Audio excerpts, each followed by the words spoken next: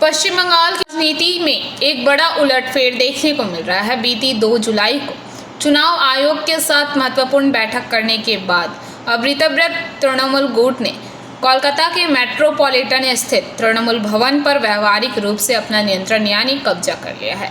इस घटनाक्रम के बाद राज्य के राजनीतिक गलियारों में हलचल तेज हो गई है। मेट्रोपॉलिटन कार्यालय पहुंचे कई दिग्गज विधायक। मिली जानकारी के अनुसार ऋतव्रत बंदोपाध्याय के नेतृत्व में तृणमूल कांग्रेस के कई भारी भरकम नेता और विधायक अचानक मेट्रोपॉलिटन स्थित पार्टी के इस महत्वपूर्ण कार्यालय में जा पहुंचे।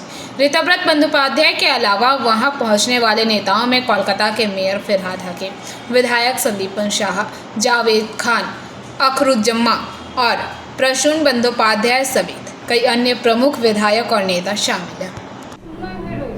সেটা বলতে পারবো না। আমাদের দুজন বিধায়ক আছে, তারা লড়াই করবে। অন্য দলের বিধায়ক আছে, বামপন্থী আছে একজন, আইএসএফের আছে একজন, তারা লড়াই করবে। বিরোধী শূন্য বলে কোনো কথা নেই। বিরোধী শূন্য স্বপ্ন যিনি দেখেছিলেন তার দল 3 ভাগে ভাগ হয়ে গেছে, 1 মাসও লাগেনি।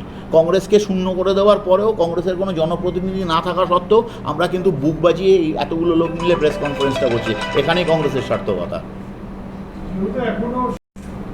এবং আমার এখানে রাজ্য কংগ্রেসের সাধারণ সম্পাদক পার্থ ভৌমিক, সাংগঠনিক সম্পাদক অজিতেশ পাণ্ডে, সেবা দলের চেয়ারম্যান রাহুল পাণ্ডে, মিডিয়া ডিপার্টমেন্টের chairman Mita Chakraborty,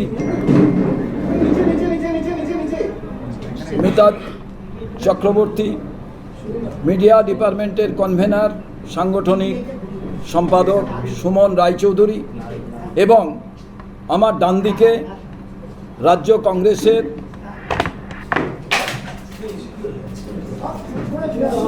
bureau report PVTV news.